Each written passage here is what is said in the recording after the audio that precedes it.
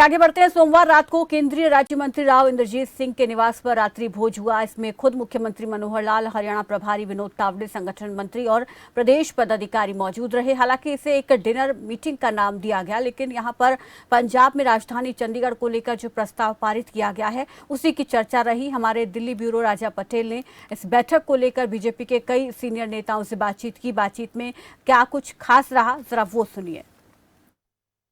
है यहाँ पर आप देखिए तमाम जो मंत्री हैं वो बाहर निकल रहे हैं। आप देखिए तस्वीरें मैं आपको दिखाना चाहूँगा। मीटिंग ख़त्म हो चुकी है। जिस तरीके से काफ़ी लंबी ये मीटिंग चली है, तमाम जो अलग अलग पहलू है उनको लेकर यहाँ पर मीटिंग चली है। देखिए यहाँ पर जो बात करें जेपी दलाल जी, सर मीटिंग ख़त्म हो चुकी है। सर क्या क्या अंदर मीटिंग में रहा? चंडीगढ़ जाने की तैयारी। आप देख सकते हैं कि यहाँ पर जेपी दलाल जी जो कि चंडीगढ़ जाने की तैयारी, क्योंकि विधानसभा सत्र यहाँ पर बुलाया है। और आप देखिए तमाम जो कमलेश ढांडा जी मौजूद है। मैम अंदर मीटिंग थी, मीटिंग खत्म हो चुकी है, क्या क्या बातें अंदर हुई?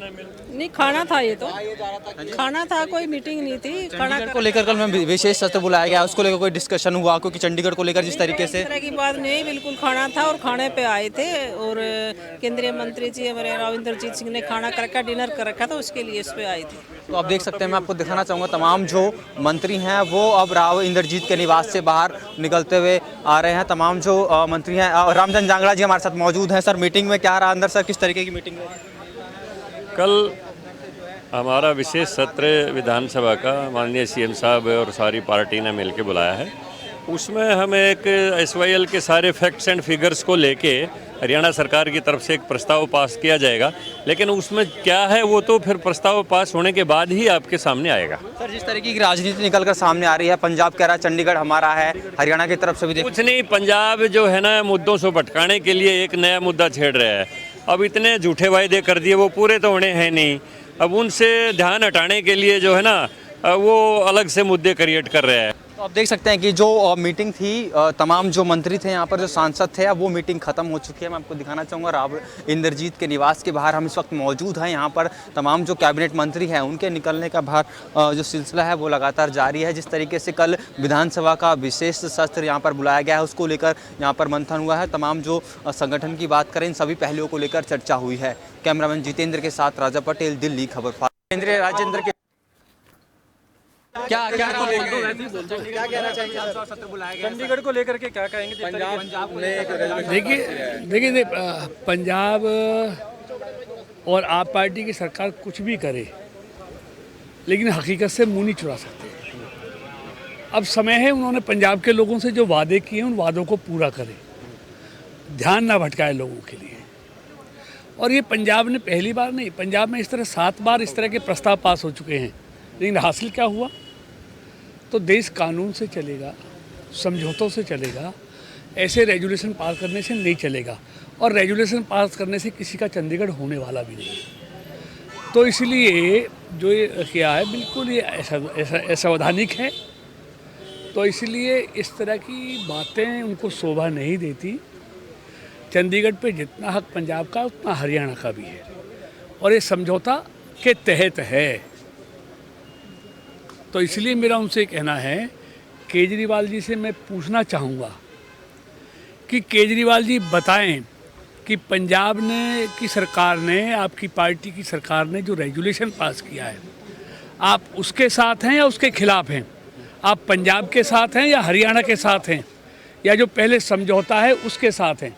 ये केजरीवाल जी को जवाब देना पड़ेगा और हरियाणा के लोगों से केजरीवाल जी को माफ़ी मांगनी पड़ेगी। बीजेपी की तरफ से भी आपको अपने क्षेत्रों में जाएंगे, कोई बात रखेंगे आप लोग? देखिए निश्चित तौर पर आप पार्टी सिर्फ लोगों को गुमराह करती है, गुमराहों के सत्ता हासिल करती है और वादों से ध्यान हटाती है। इसलिए उसको पंजाब में करके दिखाना होगा।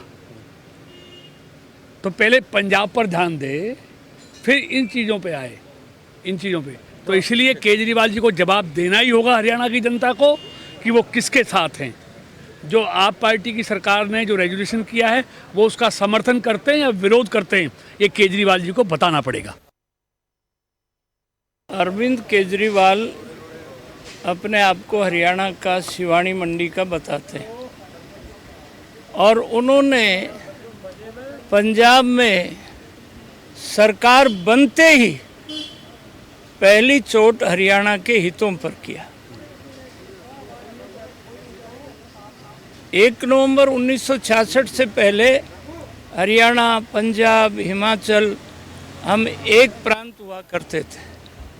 पंजाब हमारा बड़ा भाई हम मानते हैं, कल भी मानते थे, आज भी मानते हैं, आगे भी मानते रहेंगे।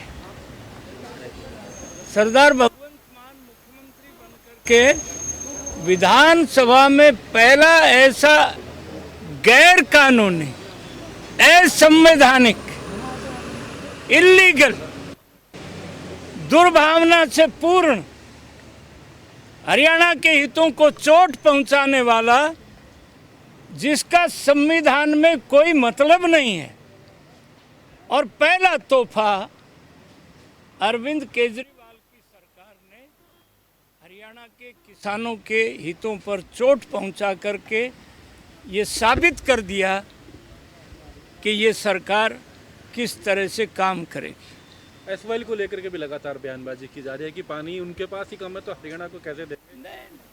मतलब ये तो आगे बढ़ गए। हम इसकी निंदा करते हैं, घोर निंदा करते हैं।